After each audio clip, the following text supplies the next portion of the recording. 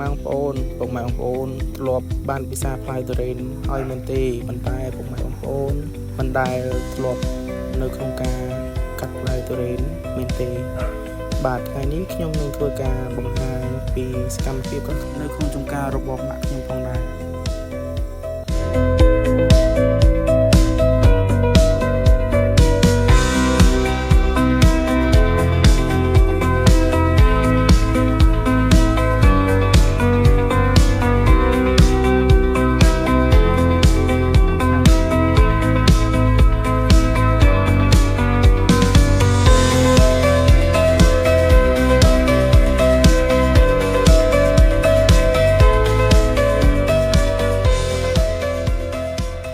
ជាសកម្មភាពរបស់អ្នកខ្ញុំបានគួរនៅផ្លែទុរេននិងកាត់ផ្លែទុរេន